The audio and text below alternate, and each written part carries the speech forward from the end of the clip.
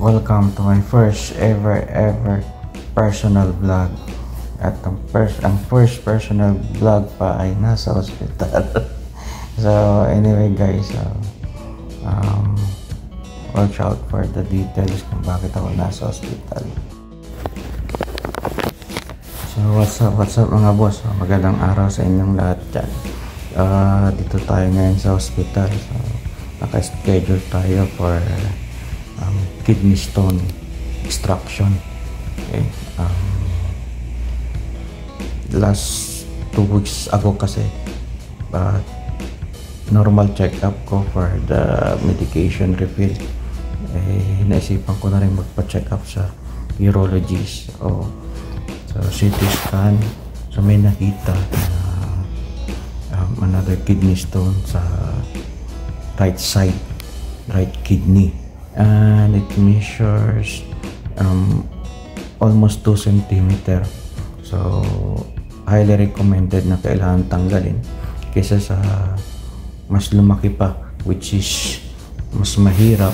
At the same time, ano na siya, makaka-obstruct na sa ihian. So sa ngayon kasi medyo hirap na akong makaihi, so kailangan i-pressure ko siya para tuloy-tuloy yung paglabas ng ihi.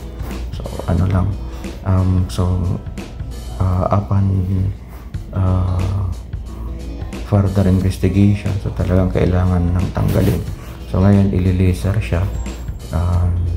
After that one, so since magkakaroon ng mga residue, so kailangan ng stent. So lalagyan siya ng stent. Okay, so dito tayo ngayon. So nilagyan na tayo ng cannula. And so in a few moments, ipupush na ako sa OR. So talagang kailangan lang talaga natin mag-inom ng tubig para ma-flush out. Okay? Iwas sa mga pagkain na sobra. Okay? Sobra sa kaya ng red meat, nuts. Okay? So yun ang suggestion ng mga specialista. Kasi former na madalas na. So last time na nagkaroon ako ng ganitong almost same operation, almost same medical procedure was May 2022. Okay, so almost 3 years. Saka ito ulit tayo ngayon. So ingat-ingat lagi sa kalusutan. Okay, so after this one, so update ko na lang kayo kung anong mangyari or kung after matapos ang operation. So see you. So mga boss, kumusta na dyan? So ito, second day po tayo na naka-admit dito sa hospital. At thanks God, successful naman yung naging operation. So kasi may nakitang big stone sa right kidney. So pagkapahabain pa o patatagalin pa, syempre lalaki na siya, which is mas lalong masakit. At syempre yung procedure is baka open surgery, which is mas mahirap maghilom, tsaka syempre masakit. So ang ginawa sa akin is right flexible uteroscopy plus laser. Tapos sa ngayon meron tayong stent na nakakarga.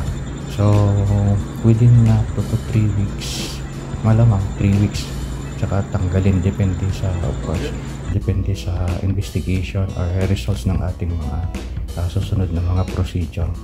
So hopefully ngayong gabi or bukas ng umaga, so ma-discharge na tayo para sa full recovery na lang sa bahay. So sa mga mahilig hindi mag-iinom ng tubig. Okay, so dapat laging tubig. Mas maganda pure water, okay, or syempre tubig. Wag yung mga soft drinks, okay, tsaka sa ibang syempre red meat, tsaka sa mga nuts.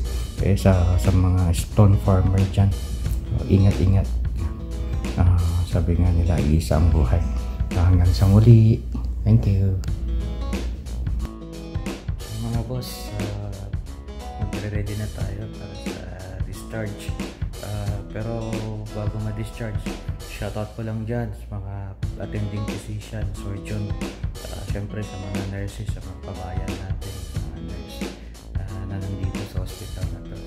So, maraming salamat. Good performance, excellent performance. Kaya nga number 1 na sila as private hospital. Syempre, tingnan nyo naman kung so, may pa-TV pa sila. Yung sofa na yon is convertible siya as bed, sofa bed. So okay lang, 24 hours ang bantay dito, so walang problema. Syempre, okay, and the best thing is syempre libre ang pakain kahit sa seater o yung nagbabantay. So tingnan yung mga facilities. So may cabinet as usual. Then syempre may sarili siyang washroom o toilet. Okay. So nagre-ready na tayo. Okay. Mag-discharge na tayo. So once again, thank you. Okay, maraming salamat sa lahat. Okay, sa mga prayers, sa mga well wishes. At again, sa mga nurses, sa mga doctors, sa support group. Okay. So thank you. God bless us.